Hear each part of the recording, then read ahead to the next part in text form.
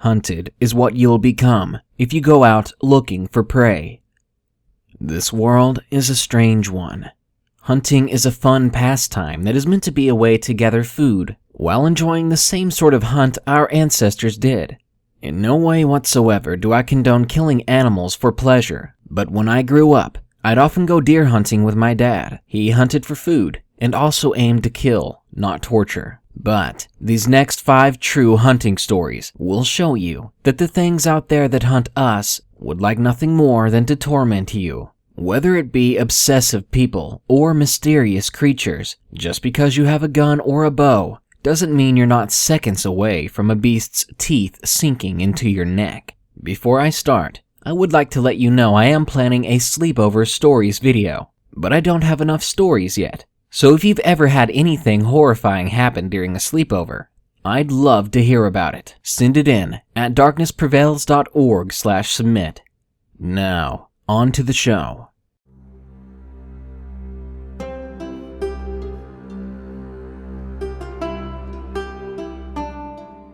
Number 1.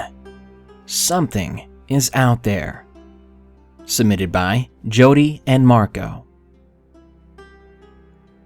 Me and my good friend are avid hunters. We've been hunting together for many years all over Texas and never had a problem until we got to Nacogdoches. My name is Jody and my friend's name is Marco. First, let me say that we have 2 places there that we hunt. We have 200 acres and 400 acres of land that are about 15 miles apart. We'd been hunting the 200 the first year, but never went to the 400, so we decided to go check out the 400 acres, and we spent the day hiking the land, and were going to camp out overnight. So we packed up one Saturday morning and headed to the lease to look around. As soon as we got there, it started. It was like a really eerie feeling. We kind of just shrugged it off and continued on. Then we noticed there were no animals or bugs, nothing at all. We walked all day long, hiking and checking out the property, which borders a national forest. That evening, we split up and tried hunting a little bit. As we were hunting, I heard voices very low, so I could not make out what was being said. I thought it was very strange because we are the only people on the land, but I thought maybe my friend was talking on the phone and his voice was somehow reaching me. I headed back to the place we decided to make camp for the night, where I was greeted by my friend. He asked me why I was making so much noise. Apparently, he had heard the voices too, but then he told me that something went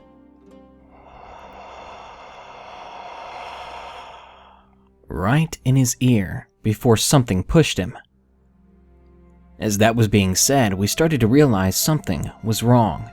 He picked up his rifle. I have never in my life seen something like this before, but his rifle was pulled out of his hand and levitated about 5 feet and fell to the ground. We were both like, what the hell? What just happened?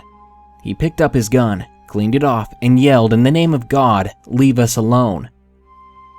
It seemed to help for a while. By now it was dark. We had a fire going, but we just wanted to get out of there.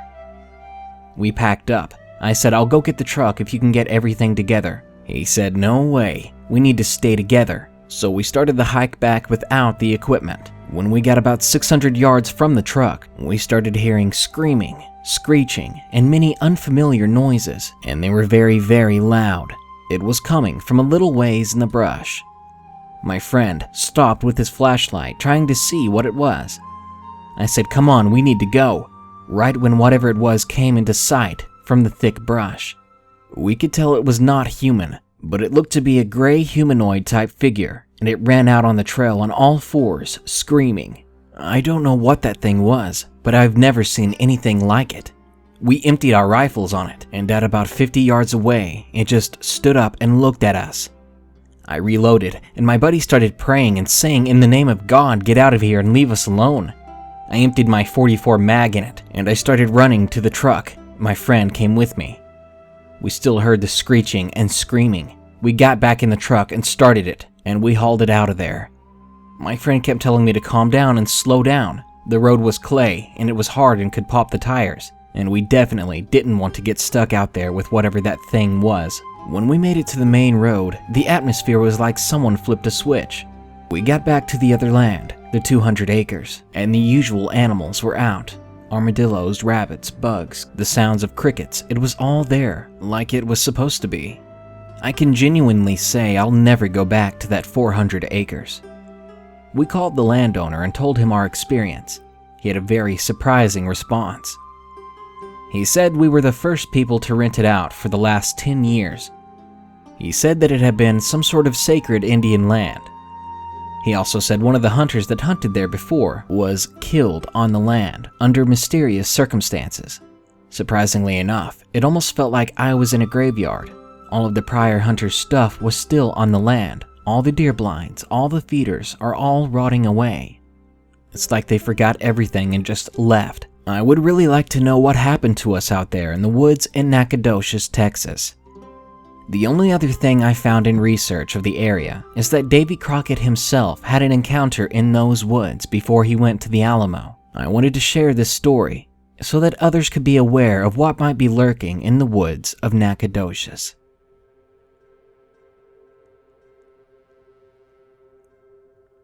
Number 2. My friend saw something he'd never forget. Submitted by Felix M. This happened to a friend of mine. For safety purposes, I will be calling my friend John. John and his dad had built a small hut-like building out in the forest behind their house, and they used it a lot when hunting because it looked out on a lake that animals seem to use when drinking. Now, John was out there at around 10 to 10:30 at night when this happened, and he had already collected a deer or two during the month, so he was feeling pretty darn lucky by then. He was just getting ready to pack up and head home as it was getting fairly late, and he didn't want to be lost in the woods after dark with coyotes and such moving about. Right as he was getting ready to stand up, he heard a splash in the lake water and excitedly swooped his head around to look for the source of the noise. Yet he didn't see anything but a ripple in the pond. Thinking this was strange, he used the scope on his rifle to look around at the area around the pond to see if maybe there was something hanging around in the trees. As he looked back to the shore, he realized there were more ripples coming from the opposite end, so he quickly looked towards that end of the lake, hoping to see another deer. Instead, he saw a small bump poking out of the water, and that bump was moving. Slowly, the bump turned into a head. Then the upper body came out. And soon, there was everything above the ankles above the water. He said it looked like a woman, and she was hunched over and covered in what looked like seaweed. He watched in awed curiosity as this creature exited the lake, then stood stock still for what felt like hours. Then, very slowly, the woman turned her head and looked directly at my friend in his hut. Upon seeing her face, he almost screamed. In the few seconds he saw it, there was a wide, almost inhuman grin on her face, and inky black pits where her eyes should have been. When he saw this, he dropped his rifle and slid down the ladder of his hut. He started running and mentally refused to turn around for fear of what he would see behind him. When he made it back home, he almost blew the door off its hinges when he rushed inside. He asked his dad about it, and all his dad had to say was that he shouldn't tell anyone what he saw. Then he told everyone at school the next day. No one was ever sure what it was, but he knows that when he got back to the hut, it had been torn apart and his gun was missing. Number 3. Creature in the Bayou. Submitted by 2020 Grad. At the time this happened, I was about 8 or 9 years old. My mom and I took a trip to go see my family in Wynne, Arkansas. We stayed and chatted with my family for a while, but being a child, I started to get really bored, and about 5 minutes later, my uncle asked if I wanted to go hunting with him and my cousin Cody. Of course, I said yes, so we packed the guns and headed out. But on the way there, I got a bad feeling like something was going to happen, but I ruled it out as just being paranoid or nervous. We got there about 25 minutes later and started to set up. We went about 5 miles into thick wood of the Mercer Bayou, setting up snares for deer and wild hogs. We went a couple miles further into the woods.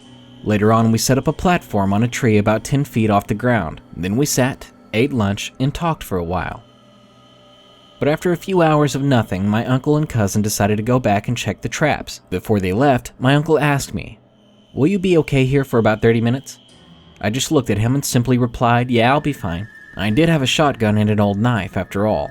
I think it was the one my uncle used in the Marine Corps, but I figured I could handle myself while they were gone, so my uncle and cousin went down the ladder and left. After a while, I started to doze off. I think I was out for 20 minutes and I woke up to the sound of a branch snapping off to the left of me. I propped up on the tree and waited, thinking it was my family coming back. I knew I was wrong. I knew it wasn't them the moment I heard a small yip coming from the trees. I grabbed my shotgun, getting ready for whatever it was. I waited for 5 minutes, then from the corner of my eye I saw something coming from the trees. My God, what I saw scared the living hell out of me. It was a huge creature about 8 feet tall. It was covered with reddish-brown hair. Its arms reached down to its thighs, and at the end of them hung massive claws that could probably gut a person in 1 second flat. I was absolutely frozen with fear. I locked eyes with the beast, praying to God that it would go away. I'm not sure if my prayer was answered or if it was just luck, because I heard another animal in the distance, so that thing turned to it and walked away. I waited for a while until it was completely out of sight, and when it was gone, I jumped down from the platform and ran as quick as my legs could carry me. But then I heard heavy footsteps coming from behind me. They were getting louder and louder and closer. I started to cry, and suddenly everything went silent. Dead silent. Still, I kept running until I ran into something coming out from behind a tree. I was so relieved when I saw it was my uncle and cousin. My uncle told me, "Whoa, chill, it looks like you saw a ghost." I just looked at him, and under my sobs I said, "No, it's worse than that." Then he asked me, "What do you mean?" Right before I was about to reply, I was interrupted by a blood-curdling cry coming from behind us. They looked at me with disbelief.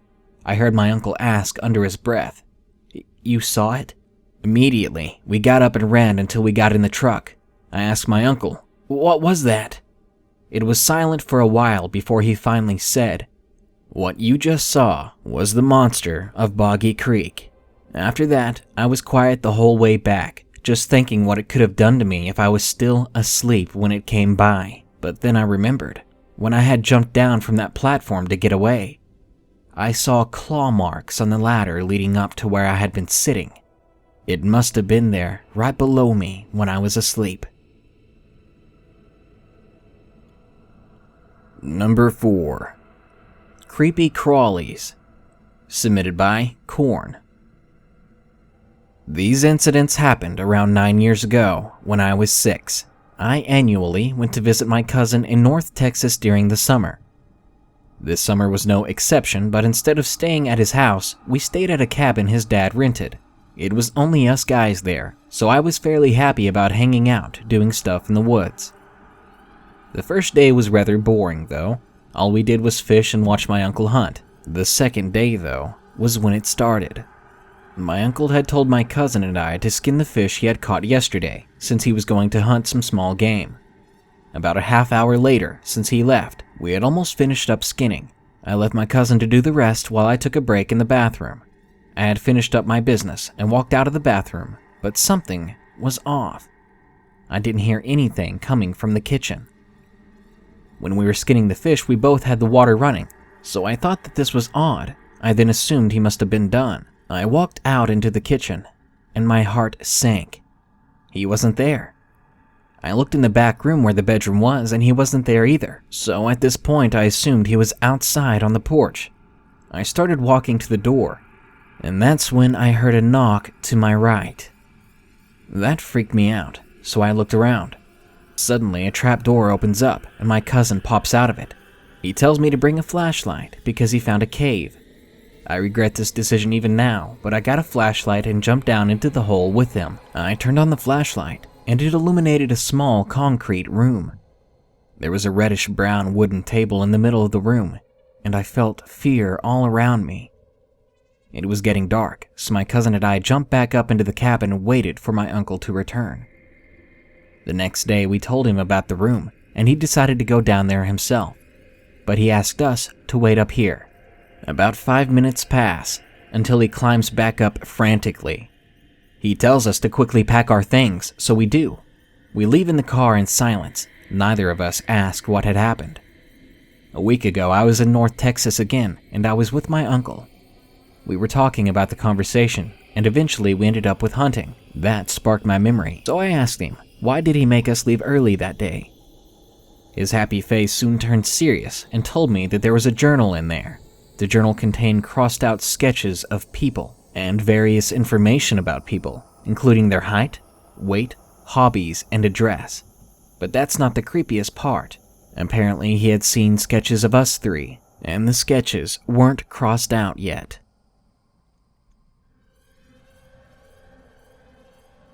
The following story isn't hunting in the usual sense, but more animal watching, but I had to include it because it is pretty terrifying. Number 5. Our Family's Monster. Submitted by Catany Catpuff. Before I begin, I need to tell you that this took place in Australia. I would like to reference myself as Lily for this story. So, when I was little, I always went out to the little bush area near our home. It was a small nature reserve with the kangaroos coming down for what we called grazing season. I loved going down there, and the only incident I really had was when a kangaroo tried to kick me, which it did succeed in. Now, this story took place when I was around 13. I grew up with my uncle as a father figure, and he would always take me out animal watching. We would never hunt since we're that kind of family, but it was fun all the same. We built a treehouse in a huge tree which we would hide in to look for animals. One night, we saw a rare albino kangaroo. I thought it was beautiful, and I couldn't take my eyes off of it. It turned its head to me, and just as it did, a hand covered my face. It was my uncle's. He told me, never look any albino in the eyes. You got it? I shook my head yes. He said it was bad luck. I believed it. As you can tell, I was a child who believed everything. The next night, I was lying in bed not being able to sleep, and suddenly, I heard a few leaves shuffling outside my window. I looked to the window and saw an albino kangaroo just staring at me. It was so pretty, I thought, but then I remembered my uncle's warning. I quickly looked away, but then I heard a noise. Please, Lily, let me in. I hate being outside in the dark. I turned around and looked again, only to see the animal now looking in through the frame of the window.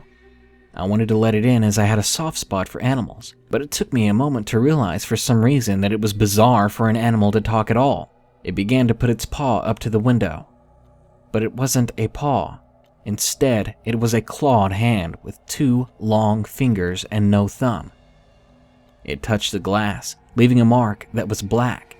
I was too scared for words as the beast bashed the window again and again. After a while, it just left. And as it did, I saw its body, a tall, anorexic body hunched over as it left.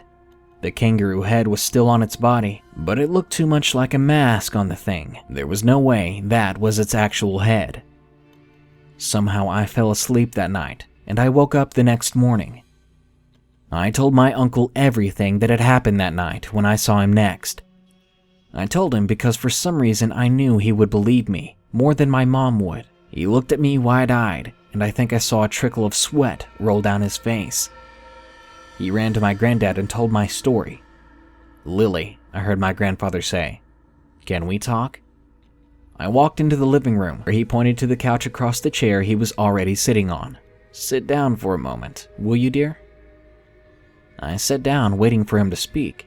He looked as though he were choosing his words carefully. Finally, he spoke. "Lily, we must talk," he said in his deep, serious voice. "You see, what I think you saw was a monster that lives out there," he explained while pointing outside. "It's always lived here, and we thought it left for a long time. But I guess we were wrong. Now that it has shown us that it's back, I don't want anyone to go outside to that part of the bush again." I was shocked to hear this. "Why? What will it do? I mean, it didn't even show itself for years." I was almost demanding answers. Lily, that thing is the reason I lost my brother and father," he told me, tears welling up in his eyes.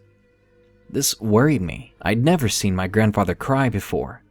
I shook my head a solemn yes. I walked back to my room, and my mom came up and hugged me tight and told me, "If that thing comes back, Just run straight to me, alright? I once again shook a solemn yes and hugged her back. That was a few years ago, and I'm now in my last few years of high school, and I almost forgot this incident because I left the house with my mom so she could get a better job. I only remember it now because my uncle died a few weeks ago. They found him with a weird black mark on his arm. The old cliched phrase, "the hunter becomes the hunted," has a lot of meaning to it. When you go out there, it's life or death. And you think so easily that you have a couch and TV waiting for you back home, that you are a human and are never in any real danger. Your mind is so clouded by this that you don't hear the leaves crunching underfoot, and you don't feel the breathing gliding ever so lightly against the back of your neck. Good night. Be sure to check out darknessprevails.org for hundreds of true scary stories, creepypasta, and horror videos like this one. Also, like and subscribe if you enjoyed these hunting stories. Thanks.